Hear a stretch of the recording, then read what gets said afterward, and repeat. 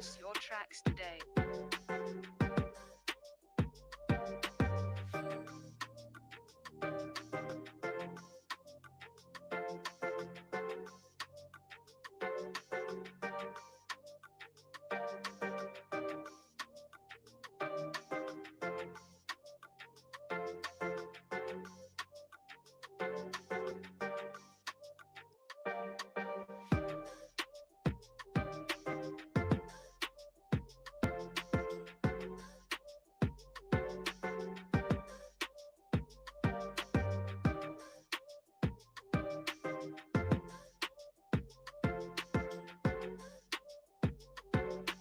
Purchase your tracks today.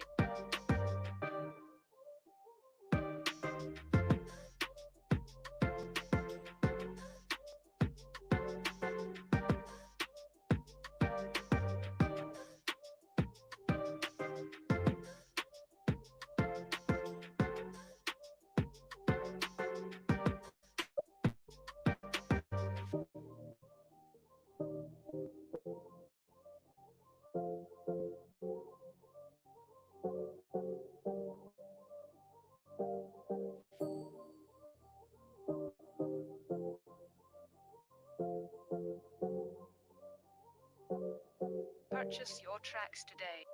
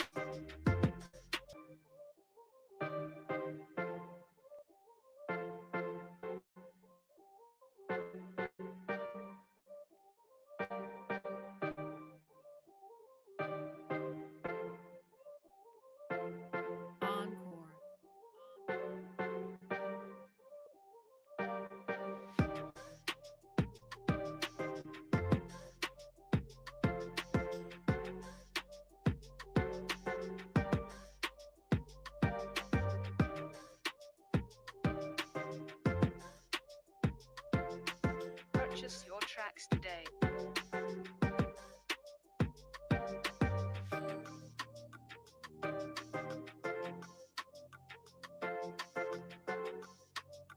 And here we are.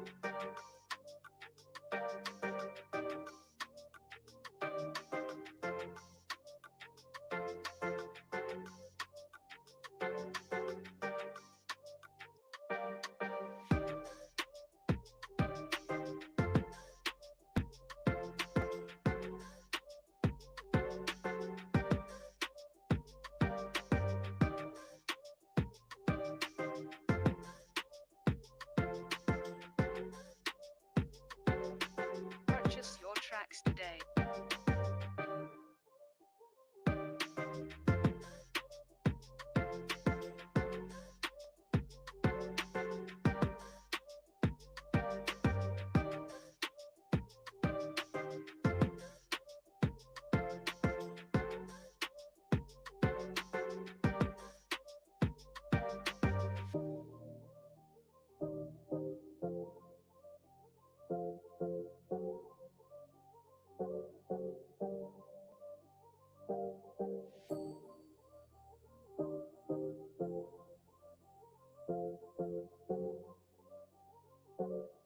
Purchase your tracks today.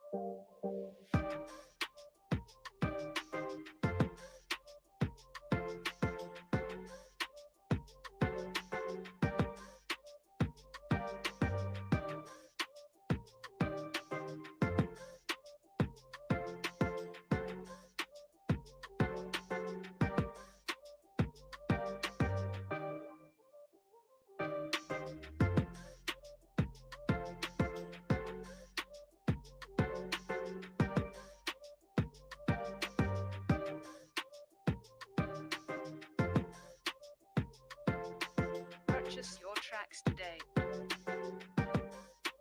All right, so this is episode 4 of the NYC Media Lab Open House. We are back at virtual 370 J Street, which I have to say I'm getting a little comfortable in virtual 370 J Street. Um, I still want to go back to real 370 J Street, and it sounds like maybe that'll be September, which seems like a long way away. One day. Yeah. Erica, let's just start by talking a little bit about the work that the Media Lab has done in the news space. So we did this event in January, and I thought it would be good for you to just talk a little bit about News Lab and what the goals were and how it turned out. Yeah, in collaboration with the Knight Foundation, we actually brought in dozens of folks who work in local newsrooms, as well as technologists and university faculty and graduate students to brainstorm over the course of 2 days specific challenges and solutions to support local newsrooms, as well as potentially new emerging technologies that could support them. It was really fun. It was like a lot of brainstorming and cross sort of sector collaboration, which I was really good to see. So yeah, it was a great event. It was great, and it was nice to have people from all over the country attend. It wasn't just the little, New York East Coast news bubble, which I think was our goal at the outset, was to make sure we could get people to come in from all around the country, and in fact they did. So which brings us to today's panel, and we are really lucky to have an esteemed and thoughtful and interesting group of people to join us today to answer what is, I think we all agree, a hard question, maybe the hard question. So the panel is titled Why News Matters, Exploring Journalism Solutions. And we brought in 3 terrific people, Craig Newmark of the Newmark Philanthropies. Vivian Schiller, who is, how long have you been at Aspen? Like short, right? Just arrived. 4 months. Oh, there you go. Aspen Digital, and Jay Rosen from the NYU journalism program. And what I want to do, we're going to do this in 4 little quad split conversations. The first one is introduce the panel and ask each one of you a hard question. And these were not presented to you in advance. We considered sending you in advance. I went, nah, they're big boys and girls. The second is going to be the problem. What is the nub of the thing we're talking about? The third is going to be the president. And to be clear, we don't mean the president like we're going to talk about the election or politics, although I'm sure it'll come up, but more the role that he's played in what's happening in journalism and the whole enemy of the people drumbeat and how that is making problems more complicated. And then last but not least, the plan, which is what actions can we take? What things can we actually do to make things better? And even though we're putting that at the end, in some ways we think it's maybe the most important part. Okay, so to begin with hard questions, I thought I would start with Craig. So we've been together at enough events that I've heard you be asked versions of this questions many times. And I've always felt like your answer was charming and kind of amusingly evasive. So I thought I would ask it a different way. We're going to get in a time machine and go back to 1995. It's a special year because it is the day Craigslist was founded, the year. And I would ask you, knowing what we know now, which is 25 some years later, would you do anything differently? If in 1995 I had a clue as to what was going on, I would probably have tried to work with people trying to defend the country against the beginning of a dirty tricks operation designed to destroy the effectiveness of the Congress and of American national politics. But back then I was entirely naive, as opposed to just being mostly naive right now. That's a good answer. And I think I might have joined you on that journey in 1995. So Vivian, you almost more than anyone I know have this career trajectory of being in interesting, complicated places in journalism. There's a little bit of a Zelig part of it, like there's a complicated thing happening and you're there, and there's another complicated.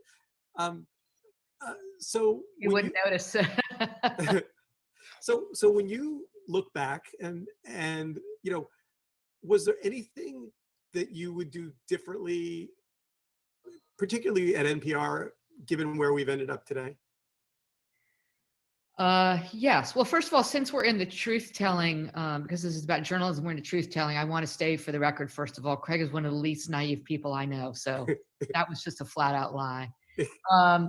What would I do differently? One of the things that at NPR that was really just, and this was, I was there 2008 to 12, I think, something like that. It's all a blur. And the threat to local journalism was only just beginning to emerge. And one of the things that we talked about, and in hindsight, I wish we had pushed harder on, is the collaboration between and among local NPR member stations who all operate independently and other local media. We did look at that a bit, but I feel in hindsight that if we had emphasized that more, that, I would like to believe that things might be a little bit better today, or maybe that's wishful thinking. So Jay, you write incredibly provocative stuff. And I often find myself reading what you write and cheering, like literally, not making noise in the apartment, but, cheering like, fine, he said it, that's great. And I wonder if your students read you, and if in they're deeply, they're honest about this, but if you can get into their psyche, like, do they buy this whole the news business is in trouble conversation, or do they think, hey, get off my lawn, it's all news now, Vox is news, Reddit is news, yeah, it's hard now, but it's like are they invested in this conversation about the dangers in the news business? My students are all enrolled in a special program focused on innovation in journalism. And we start actually in 1995, when the digital era of journalism really began, when the major news sites went online.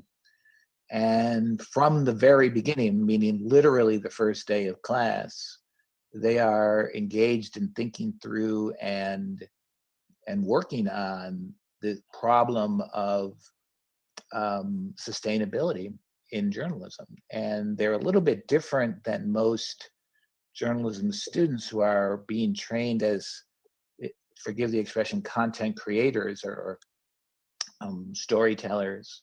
They are being trained to work at the intersection of technology, editorial, and business, where many of the hardest problems of sustainability and innovation are located. And if they are not interested in that, they wouldn't have enrolled in my program, which is called Studio 20, emphasizing the importance of making new things, making solutions. Contrary to what people on the right wing or the alt-right think when they encounter me on Twitter, I don't teach about Trump and the press and problems in political journalism. That's not the focus of my teaching. I'm interested in that as a writer, as a critic. That's part of my job. But another part of my job is preparing students to work in the seams of organizations that used to be able to separate editorial and business and used to be able to think very rarely about technology. Now all of those things are crucial, and sustainability, how we going to support serious journalism, has moved to the front of all problems in journalism. So I'm trying to prepare them to work on those problems, and the group of students that we attract are really from around the world. And every year they become more focused on how are we going to have journalism in the future. I'm sorry, I'm going to roll that back. You just said, how are we going to have journalism in the future? Yeah, like how are we going to support serious public service journalism in the future? That is in doubt. It's unclear how that is going to happen in the future. So Vivian, you were included in an article I think it was in The Guardian the other day, about the fact that PPP funds should not go to local newspapers. It kind of read like you were saying it, but it really wasn't you saying it. But there was definitely a question about the complications of federal government money going into journalism. Yeah, I have pretty strong feelings about that. So share them with us. Yeah. Look, I understand that that journalism is. I agree with Jay. I think that we're at a tremendous period of risk where we've seen tens of thousands of journalists lose their jobs since the beginning of the pandemic, and it could become much worse. That said, journalism, in order for it to be for it to mean anything, it has to be independent. And I get very concerned whenever there is government money in the mix. And when I've said this in the past, people remind me of postal subsidies and things like that. That's all fine. I am not concerned about government money where there is absolutely no human decision making involved, that it can apply to a group or an entity automatically. As soon as you have individuals picking and choosing, or you have individuals whose jobs are predicated, individuals who give out government money and whose jobs are predicated on that government money continuing, and therefore they are concerned about how much journalism is rocking the boat, that's where you have a problem. So for example, my concerns are about CPB, Corporation for Public Broadcasting, and the discretion that they have, and the fact that they are political appointees and that their jobs, again, are predicated on Congress not ending funding for public media, which means that they are institutionally incentivized for journalism to not make Congress angry, for example. So any scenario that involves human decision-making about government funding to news organizations concerns me. Now, that said, I've seen some solutions that are, take that decision-making out of the equation. Again, I would point to postal subsidies, for example, the classic example, as not being problematic.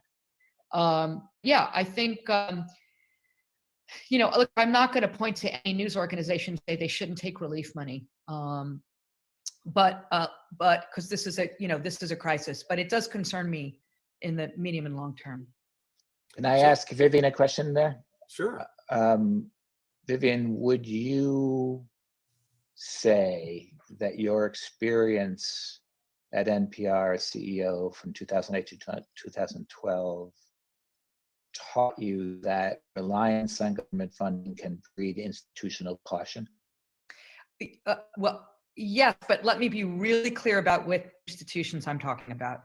So there is sort of a meme out there for people that don't understand how quality newsrooms work, that in a newsroom, an individual editor or reporter will go, we can't report on that story because it's going to risk our funding. That look, I can only speak for NPR, but and I wasn't in the newsroom 24/7.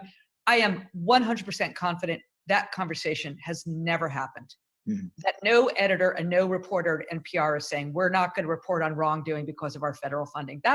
It's the danger and the risk is much more subtle than that. In the case of my experience, when there were certain controversies, and we can, that's a whole other webinar for another time, but where the push and the anxiety came from was from, in this case, CPB, when people on the Hill were unhappy about some things NPR was reporting. NPR was reporting whatever it deemed newsworthy, but CPB was highly alarmed, and considering that they control funding to local public radio stations and they make discretionary decisions about other funding, and their role is contingent on continuous government funding, which was at that moment its threat.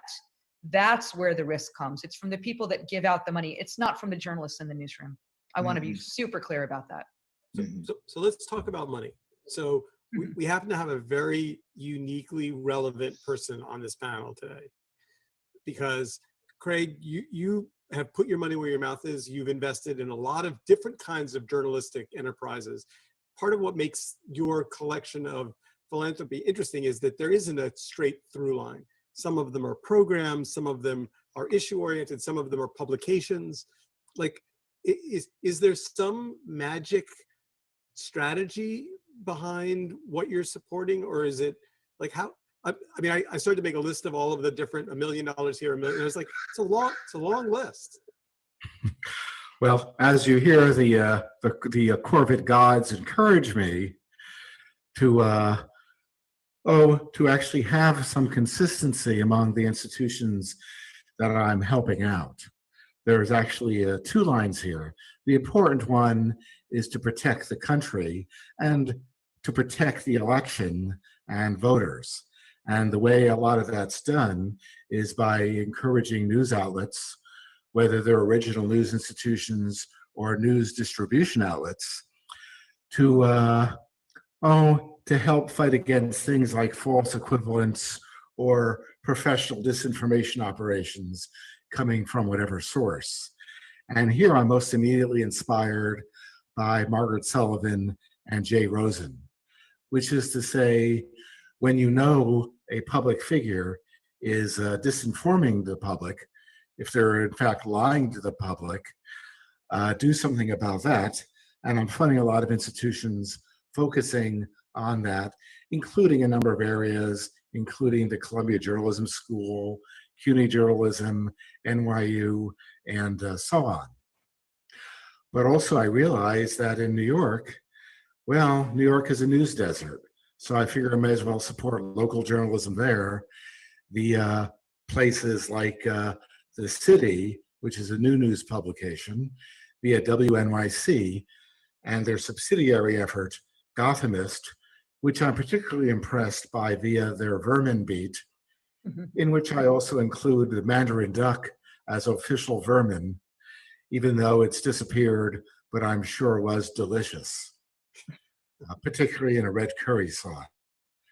I'm also supporting nationally local journalism via the Report for America and the American Journalism Project. I'm acting as an outsider, a dilettante. All these efforts are doing really good work, but the pointy end of the spear is on encouraging news distribution outlets to avoid false equivalence and to avoid promoting or amplifying disinformation. We'll skip going to the Mandarin duck deliciousness just because we'll save that for another day. Let's move on to this next section and talk about the real nub of the problem. And I'm just going to put a sentence out there and let you guys have at it. Steve Bannon has famously said that the strategy for winning is flooding the zone with shit. Is that what's going on? Is it as simple as that? He said more than that, Steve. He said first, the Democrats don't matter, which takes the strategy out of the realm of normal politics where you have 2 parties contending for votes and for the best ideas. The Democrats don't matter. The real opposition is the media, which is a second really interesting statement in which he's placing the Trump movement, the Trump government, as in opposition to the news media rather than opposing political opponents. He's defining journalists as the opponents. And the way to deal with that opponent, the media, is to flood the zone with shit. So you have to have all 3 propositions to understand what Bannon is saying. The Democrats don't matter. That's lifting the Trump movement out of normal politics.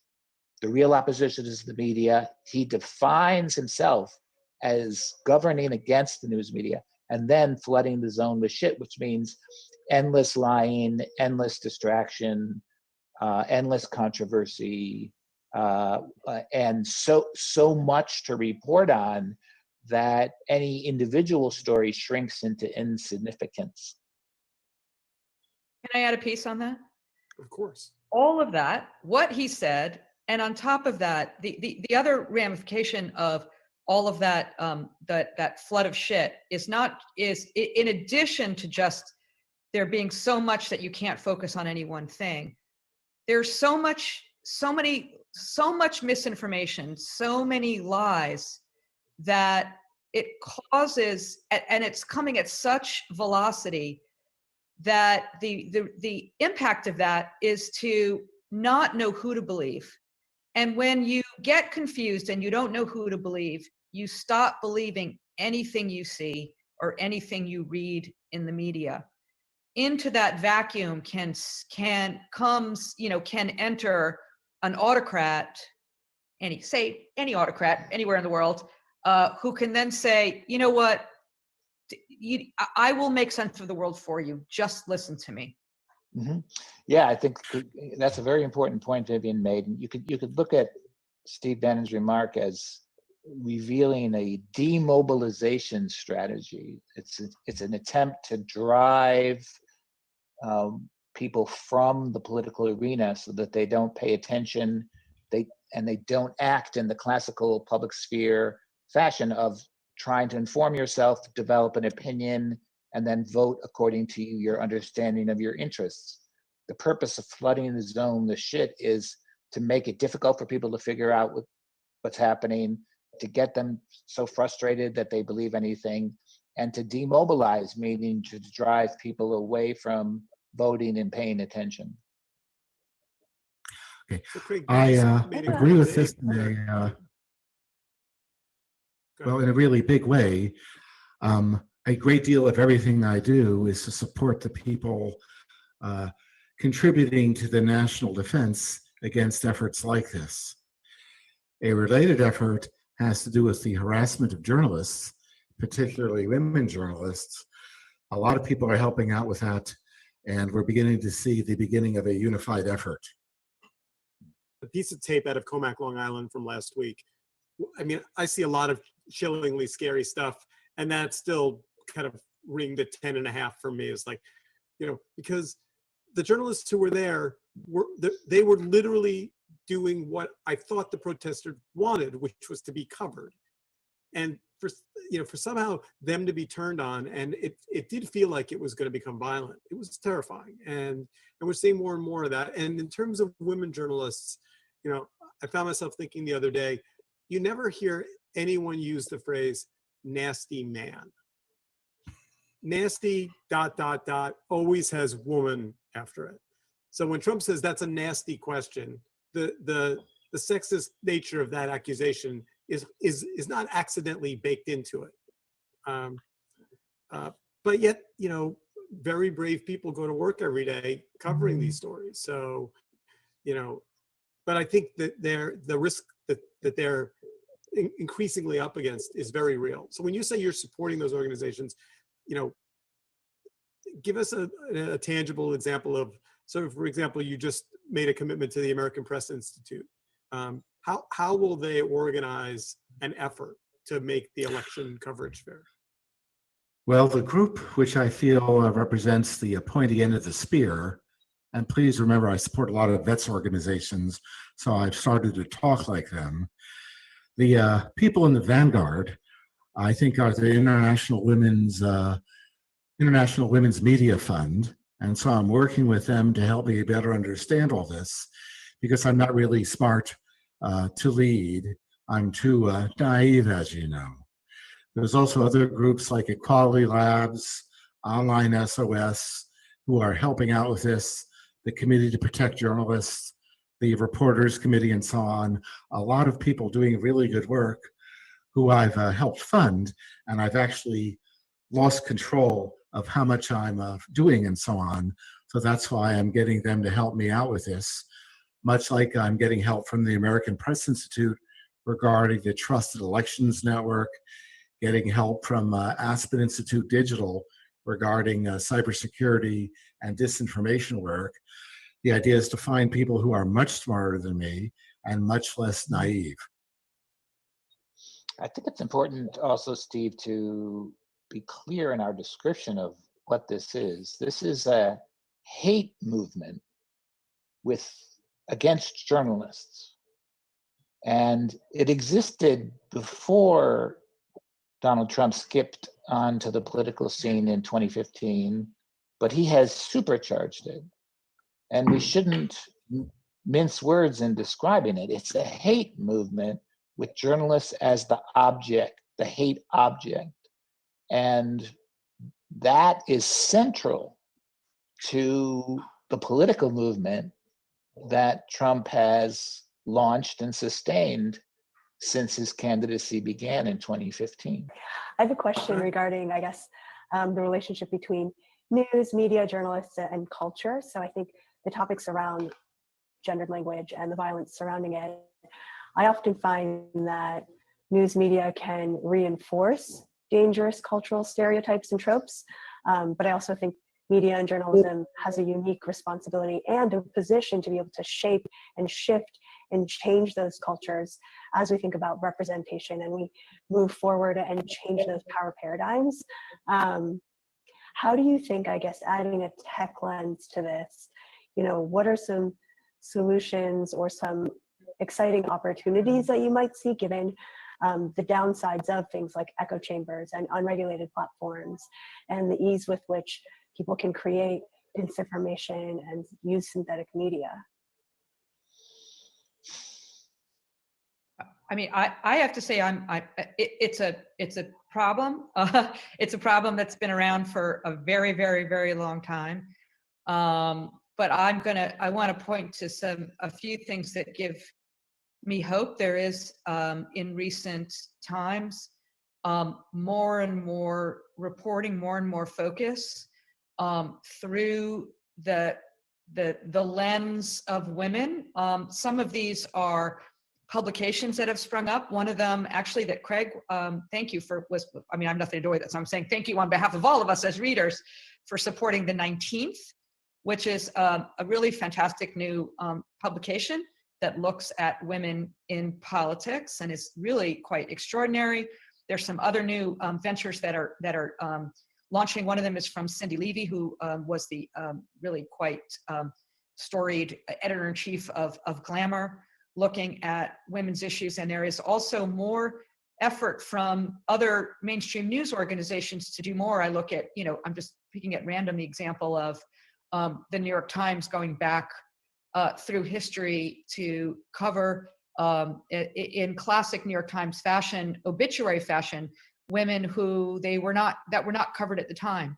So I think there's a lot of really interesting work being done to help remedy what has been a centuries-long problem, which is to say there's not a lot farther to go. I saw that obituaries piece. That was fascinating. I thought it was so cool. Mm-hmm. It's ongoing. Mm-hmm. So Vivian, I have to ask, because you're in two interesting places in your career, and I think they talk to each other. So if you were today at NPR and you knew that Twitter was this amplification tool of 100 tweets fired Barack Obama when he gives this lovely talk on Saturday night, like, would you say to reporters, 100. Yeah, go ahead. Would you say to your reporters, you know what, we don't have to amplify that? Like, could mainstream media not take the bait of every tweet that is put out? Yes. Yes, mainstream media does not need to take the bait of every tweet that's put out. I mean, this is the problem we're seeing continuously. Like right now, the current real-time example is, Trump has invented something that he can't explain that he's calling Obamagate. Nobody even really knows exactly what it is. And so by amplifying, by even reporting, as many very, well-respected news organizations are about Trump's, demand for the most, so what he is alleging is, the most corrupt, criminal-laden, criminal event of 100 years that he can't even explain what it is. Why on earth should we amplify that? It's just more noise. Now, it doesn't mean, the usual response to that is, and I really want Jay to speak about this because this is what he's so good at talking about. But I'll just say one other thing. The usual response when you say, well, just don't report, just don't amplify it, is he's the president of the United States. It's really important for people to understand it. It's important for people to hear about it. If they think this is nuts, then so be it. That helps them form them as voters. But so the idea is not to pretend it never happened, but to deeply, deeply put it in context. And there are many techniques to do that. But can I throw it to Jay, because this is really his field. I believe the phrase that I read somewhere was a truth sandwich. Well, truth I love sandwich that is one. phrase. Yeah. Yes. Whose is that, Craig? I'm trying to remember now. I know. It was George Lakoff originally, but the pioneers appear to be Margaret Sullivan and Jay Rosen. So Jay, does a truth sandwich solve our problem?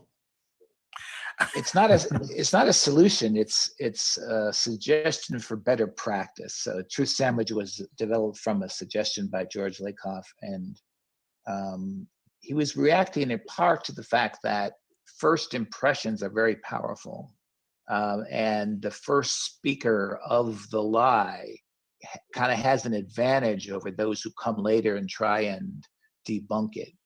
And so he came up with this method called, which Brian Stelter later gave the name Truth Sandwich to, in which you first state what is true, then you report that a dubious or false claim has been made, and then you restate what is true, so that the first impression and the last impression are of the true thing, and in the middle you have the problematic statement. And so using events of this week, it might read something like, there's no evidence that this magic drug Trump calls about has any prophylactic effect on the coronavirus. But the president said he's taking it. We couldn't confirm it with his doctor, and other experts say it could be dangerous to take this drug. So there you have the truth anchoring the statement, you have the truth exiting the statement, and then you have the lie or the problematic or dubious claim in the middle. So that's the idea of a truth sandwich. But I think part of the reason that we're in this dilemma of reporting these crazy statements that the president makes and allowing that to kind of like fill up the news agenda is we have this very old premise or practice in which what the president says is defined as news. What the president says is news by definition. And this is a very old attitude in American journalism that has existed for a long time. And it's one of those things that he broke.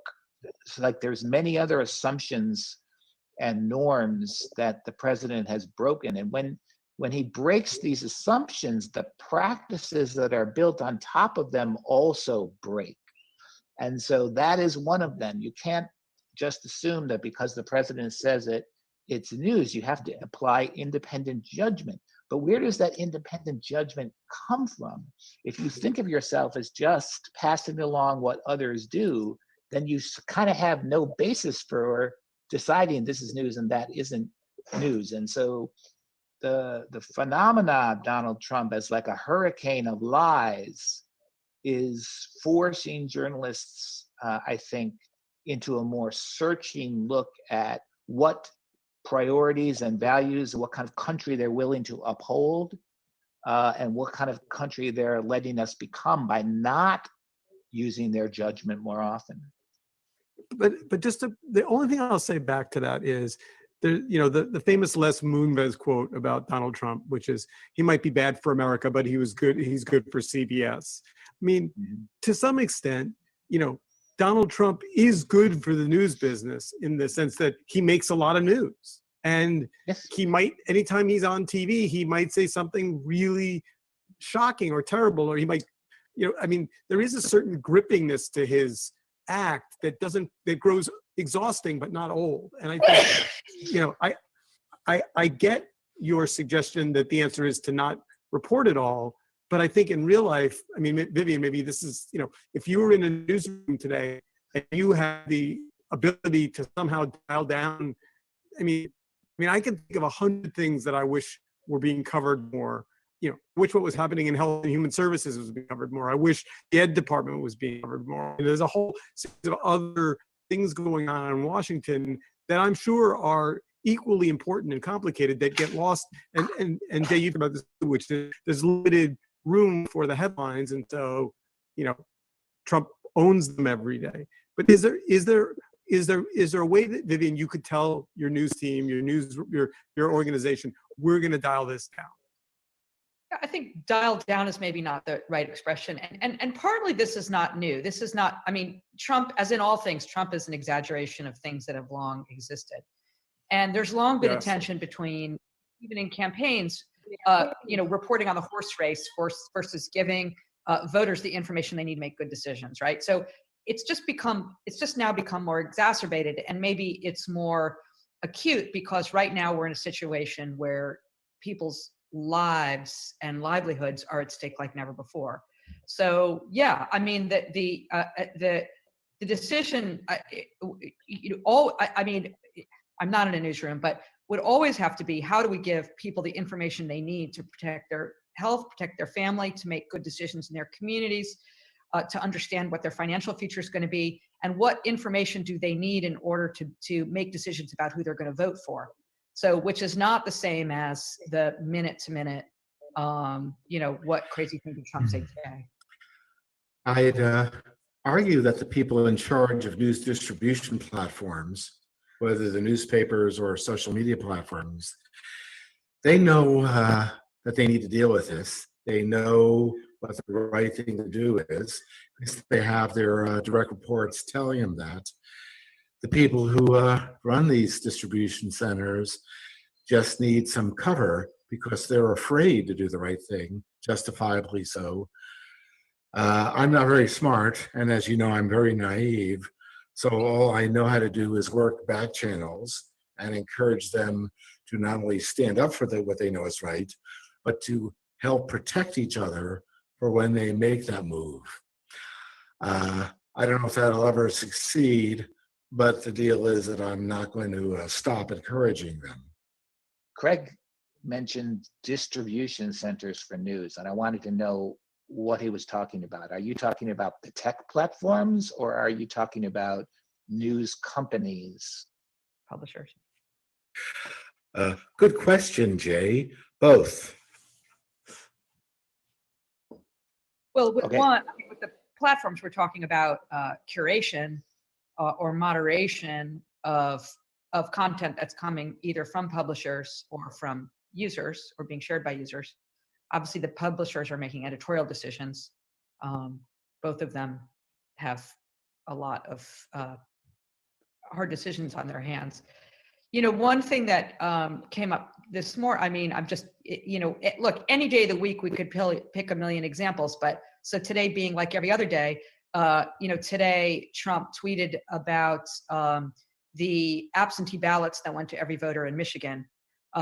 He said in the tweet, I'm paraphrasing, I don't have it in front of us. First of all, he mixed up the fact that these were absentee ballot applications, that were going to voters, not actual ballots. That's number one. But aside from that, he implied that this was some corrupt act and that it might be within his power to withhold state funding. So, there were a number of people now talking about the decisions that platforms make. There were a number of people on Twitter who pointed out to, Jack Dorsey, among others, that this is a direct violation of their terms of service in terms of not putting out misinformation about voting. And what are they going to do about it? Mm-hmm. And so, I mean, we've seen things like this happen every day, across multiple platforms, and it's very vexing. And it gets to that same issue of, are you really going to delete a tweet from the president of the United States? Mm-hmm. I ask that rhetorically. Yeah. No, I found myself the other day doing something, just as I was thinking about these issues, I found myself researching and writing down the names of all the board members at Twitter. And realized that I knew none of them. Never heard of the names I'd never heard of, people I'd never heard of, not big Silicon Valley heavy hitter names, but literally some bankers, some VCs, but thought maybe that we need to broaden the conversation because maybe Jack's not getting the message. All right, so let's move on to chapter 4. We're going to solve this problem today. That's my goal. I set out to do it, and much like the president, when I say we're going to solve COVID-19 before November, we're just going to do it. So let's talk about solutions. And I know, Jay, you have a couple of rather specific ideas that you proposed.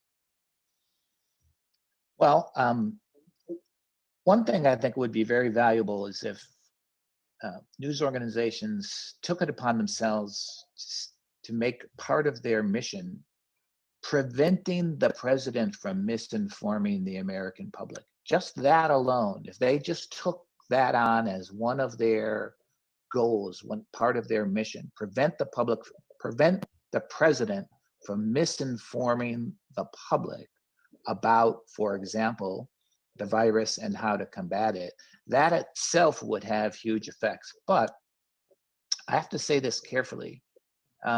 You can't keep from getting sucked into Trump's agenda and his hurricane of lies without having a firm grasp on an agenda of your own. And I think as we get into the campaign season, it becomes more and more important for journalists and newsrooms to figure out what they are trying to accomplish with their political coverage. Because if they don't know that, then they are simply open to getting maneuvered and pushed around by each gale and storm of controversy that the president and his allies decide to create. And what I mean by an agenda is not a particular political result or affecting the outcome of the election or improving one candidate's chances and undermining another. I mean an agenda for the public. What is it they're determined to create for the public? And this is why I have pleaded with the press to take up an old idea in American journalism, the citizens' agenda model of election coverage, in which first you go to the public and you ask the people you're trying to inform, what do you want the candidates to be discussing in a serious way as they compete for votes? What are the things you want the campaign dialogue to be about? What are the problems you want the campaign and the candidates and the media to focus on? And after asking enough people and getting a strong sense of what that agenda is, you then can use that agenda to shape your coverage. And that's what you can use to keep coming back to and to ground your journalism so that when one of these storms comes by, you don't get blown off course. That's called the citizens' agenda model for campaign coverage. It's been around since the 90s, pre-web. It's an alternative way of organizing election coverage. But until we have newsrooms that are willing to kind of hold to a mission that they have for their political coverage, they're going to continue to get blown about and manipulated by this president. Vivian, what's Aspen doing? What solutions are on your agenda? Well, I mean, our role in the world is not necessarily, I mean, we're not a media company, we're not a tech company. So I see our role and the role of my group is our remit is across news media and technology, and the intersection between across those two is to try to convene people in every which way we can in order to drive towards change and action. So we're doing a lot of work in this area. We're doing both a lot of public webinars, we're doing public programs, we're doing a lot of private meetings, bringing people together. We're working on content moderation right now, bringing sort of thought leaders together with policymakers, together with tech companies. We're doing that the same with, across a lot of, things around deep fakes, you name it. So that is our goal. Our ultimate goal is to help, the policymakers, companies, civic organizations, and citizens be responsible stewards of media and technology, for the betterment of society. So that's what our role is. Craig, is there something out there that you're like, I wish I could find someone doing this? I think I've already found people doing a great deal of it. Right now, Jay's doing a lot of it. Margaret Sullivan is. And Aspen Digital is doing a great deal of it. So are a lot of people in New York at the Columbia J School, at CUNY Journalism, Data and Society, and frankly, different parts of NYU. I've actually lost track of how people who are doing it, so I'm getting help in that regards. The extra part, the hard part for me has been finding people who are the people who run newspapers and social media platforms, finding them who the CEOs listen to, and then working with them to have to get their voices heard beyond just humoring them. And that's what's in process. This is quiet back channel diplomacy, which is not my strength, speaking as a nerd, and of course, someone who's kind of naive about it. But these things are happening. Wrapping up a great deal of this are the folks at the American Press Institute running the Trusted Elections Network, like Andrew Rockway and Tom Rosenstiel. The idea is just to keep people going, to encourage them, to cheer them on, and to remind them that this has happened before. We're in a place who a guy who could write good did so and just never stopped. This guy named Thomas Paine. And the idea is to support folks in that spirit and then just to keep supporting them and never stop. Jay, you shared with me that there's an idea to not have the editorial agenda be driven by a clock, and that things that were important should be stacked differently than it happened than recency. Explain how that would work. Well, one of the problems we have with coverage of the pandemic is there's a mismatch between the clock or the internal sense of time that journalists use in covering a story like this and the progress of the pandemic itself.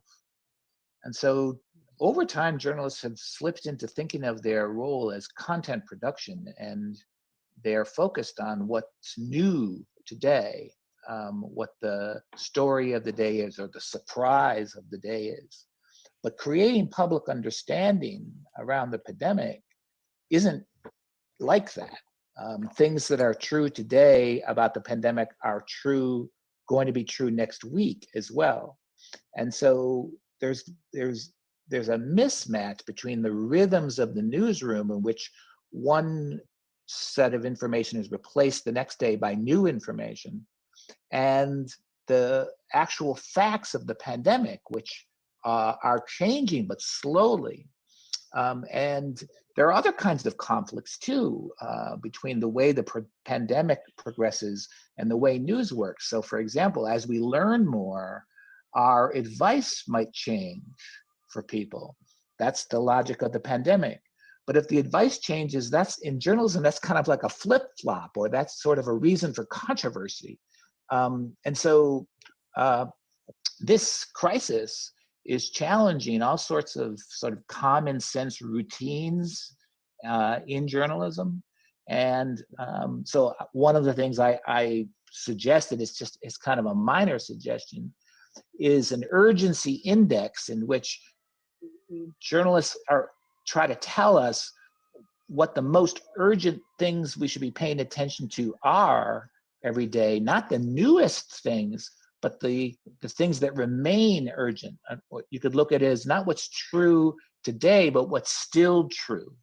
And that's not what news has traditionally been built to do, but the challenge of this crisis might require forms of journalism that we don't have yet.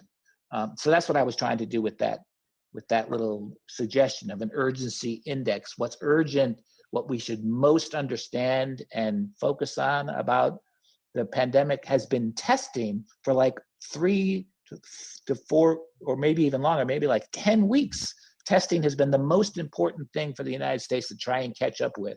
It's not new, but it's still important. So that's what I was trying to get at there. All right, last question, because we're running out of time. I'm working hard to curate or recurate the information that I digest that I listen to, that I read. And so I would ask each of you, if you could, to share one thing that's a little off the beaten path, either a podcast you listen to, or a publication you read, or a book that's really been interesting, something that's made your brain go in an interesting place and that isn't one of the big media sources we all know. Well, I would start with an individual, Ed Yong, W-O-N-G, a writer for The Atlantic. His work, which is all about trying to understand the pandemic, has been so incredibly valuable to me. And he is like my lifesaver. I feel like he is keeping me on top of this story. He's got great sources, but he talks to all kinds of people. And he doesn't present himself as an expert himself, but as an explainer. And I just think if you simply follow him and his work, you're going to get on the right side of this enormous crisis. Good, thank you. My escape is fiction novels. I have a long list of books that friends have written that people are like, oh, this is going to explain everything. I can't. I need to escape to fiction. So I've been just binge reading novels, and of course binge watching great TV too. Fiction. Craig? What's influenced me has been, aside from the sources that I've mentioned already on this, is the podcast from Preet Bharara, Stay Tuned, because that kind of concise analytical legal perspective is pretty handy, and it's fairly unique in its voice. He gets to the point and does it very well in a manner that I appreciate, and that's kind of unique. It's either him or Chuck Rhodes. Thank you all very much. On behalf of the team at the NYC Media Lab, you've been generous with your time, thoughtful and interesting, and I love those suggestions at the end. So thank you all very much, and we'll see you soon. Thanks.